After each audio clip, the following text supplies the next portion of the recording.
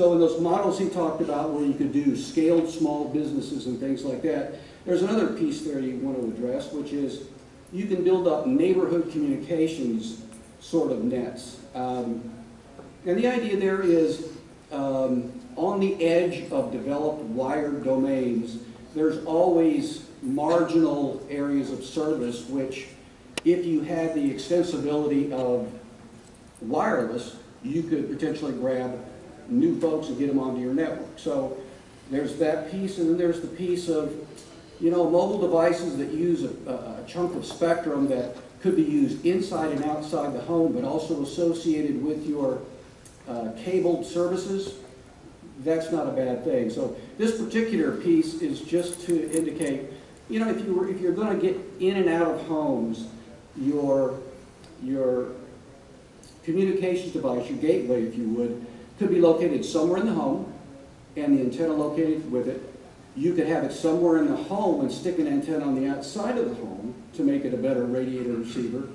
Or you could punch it up into the attic and work with roofing kind of losses versus material losses around the home. We'll talk about what construction means in all this and how that affects things. The idea here is you've got the typical inside to out powers are listed at perhaps 1 watt, half watt, or quarter watt devices. If you get outside the home and you get on the rooftops, now you can start talking about more powerful devices and take advantage of CBRS's latitude with respect to outside devices. Okay, so the paper that I put together here is mostly a comparative piece for different size homes, and I chose bungalow type, 1,500 square foot small homes, a craftsman style kind of things. The average American home, which is listed at about 2,500 square feet on a third of an acre lot, and then mansions, which I'm sure most of us in this room are familiar with, large things, 5,000 square feet and huge lots, and made of different materials, right? Common assemblies would include wood exteriors, would include brick, hardy plank, and then, heaven help us, a favorite for a lot of people going to very dense external materials like stone. As you can imagine, the propagation characteristics getting in and out of homes at 3.5 is highly dependent upon the type of material that you use to construct the home with. What you want to do is you want to think of the home in 3 dimensions, right? Around the outsides, the construction and the antenna patterns associated with this are largely going to be an azimuth-based set of radiators, right? Unless and until you get vertical in the home and above what the walls can sort of contain, you're going to constrain the service radius of the devices associated with this, all right? But getting in the attic is kind of a fun thing because it keeps you out of the weather, but now you're only dealing with baseboard and shingle versus potentially stone and things like that. And why this all matters, we'll get to. So there's a ton of material in the paper here on the different homes. I'm only going to go through one example here, so you know the rest of the exercise is left to the reader. By the way, I used to hate when people did stuff like that, not go through everything, and then it was a favorite of professors to sit with you in class and give you the easy solution, and then have something that only occurs once in several billion years be the thing you actually had to solve. That's a sidebar, but I'll try not to do that to you. Okay, so the first one would be a 1,500 square foot bungalow on about just under a quarter acre, okay? This first example is for a service which we, in order to sort of constrain the degrees of freedom in the analysis, we said we'd like to look at 3 service tiers. One of them would be the sort of internet streaming video kind of thing where you were doing 25 megabit down, 5 megabit up, okay? Another one would be where you had sort of, yeah, you still could do some things, 10 down, but maybe just a couple up. And the other one was strictly a voice proposition, which would include the service capability to handle IoT. and we bound that at 100 kilobits, okay, up and down. So this particular slice of the puzzle is looking at 3 different home constructions, okay, and so we've got a wood home in the middle of a 0.2 acre lot. We've got a brick or hardy plank home in the middle of the same size lot, and we've got a stone home, also same size lot. And if you look at the radiation patterns associated with service for 25.5 LTE, you'll see that the wooden home's a wonderful thing, fantastic thing. We can get signal in and out of it no problem.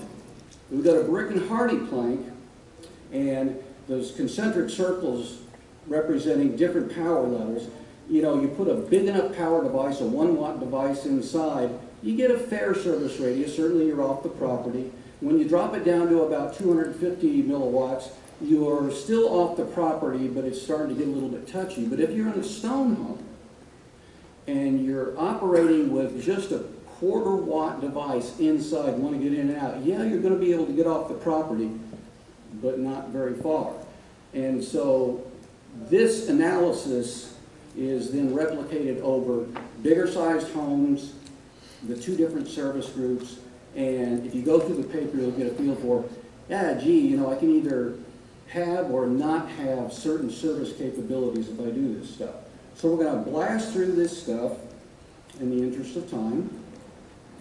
This section on the average home and the 3 service levels, and the mansion sized and the 3 service levels. What's notable here is, if I go back to large home on a 3/4 acre lot, all right, and these are all scale drawings correctly. So this is your large wood home, okay. Yeah, you're getting off the property and you're doing a fairly good job.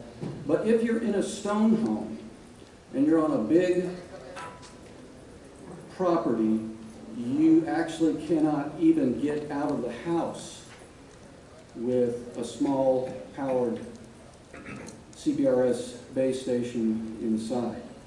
So in the interest of having an all-inclusive kind of thing, your reaction should be, gosh, I got to do something to augment my inside piece if I'm going to cover all types of home construction in all sizes of homes. And that's kind of the takeaway on this. So going through this, and there's data, tabular data on this, and again, left to the reader to go through that. So this particular picture is actually of a neighborhood here in Atlanta, St. Marlowe's up in the North Country up here. This particular piece describes if you have the most powerful inside gateway in St. Marlowe's, what you could do. And it's a bit difficult to see, but there's actually rings of reach showing here for about 6 different homes. And the takeaway on this is you've got enough service throw, even in a big sized home, if it's made out of wood, to probably only populate maybe every 6 homes or so and still get some decent coverage with all your neighbors, all right? If the homes become brick-based, this collapses to where you have to put in this kind of capability about every 3 homes, all right? And if it's stone, again, you're not getting off the property. You would have to augment with outside capabilities, either towers or strands, and you'll notice large circular areas here. These are the augmented service areas by outside towers with 1 watt external pieces. And you see the relatively unfettered reach of the 1 watt versus what happens to 1 watt if you bury it in the house, right? So if I'm willing to do this on a tower basis, why don't I treat homes as towers? And then we have this notion of home as a tower, HAT. And if I put a 1 watt device on every so many homes, I can get nice neighborhood coverage. So here's your neighborhood coverage on your overhead shot of St. Marlowe's, and you're getting about, in any service ring, maybe 10 to 16 homes. That's not bad. That's not bad. And that's a 1 watt. But you're able to go to 4 watts. And if you put 4-watt pieces on homes, now in the service radius you can include something on the order of 20 to 40 homes. And so in an area of St. Marlo's, and this particular one is, what was it, about 140 acres or so, we could have gotten coverage with, what, 1, 2, 3, 4 towers? Now, some words about what all the simulation and estimation stuff is. We asked our service group to go out and do some simulation for us of known radiators that we had on the product end, and compare it with what the Tampa data sort of led us to believe we could reach. And the comparison here is the rough service areas. This is the actual antenna radiation patterns associated with the given product, and it was patterned after the 6-tower setup we talked about earlier, the home as a tower. And those same 6 homes are listed here. These are scaled to the same geometries, and you see the throw differences. Pick one of them out right here and look over here, and you'll see, okay, it's decent agreement, but not perfect. And it turns out it's about a 2-to-1 service radius estimation differential. You might think that's sloppy, but I can assure you there's actually fairly good agreement on when you're talking about guesstimating propagations in the wild. That's actually fairly good. Now, for fun, this is not a Timothy Leary stained glass thing, although it kind of, you know, and I've looked at this a lot over a glass or two of scotch several times. But what it shows is an actual calculated by virtue of ray traced power modeling, and gee, I don't want to get into a sidebar on that. The best simulators and estimators for how you get RF power distributed around in the wild use a capability that's very familiar to graphical people. It's called ray tracing, and it's the same kind of thing. You have a point source, you have losses associated with the propagation of the source, you have reflectors and absorbers, and you parameterize each of them, and you treat every solid object as if it were made of tiny little polygons, typically triangles, because for a triangle you can establish what the surface reflectivity is, what the absorption is, and also what the normal vector to it is. So you can develop scatter plots for that. And then you collect all these things down till you get to a particular low power point, and then you go, okay, I've analyzed all I can. But the takeaway from that is, if you look at the areas here, the purple colors on this are blanking areas where you don't have much power.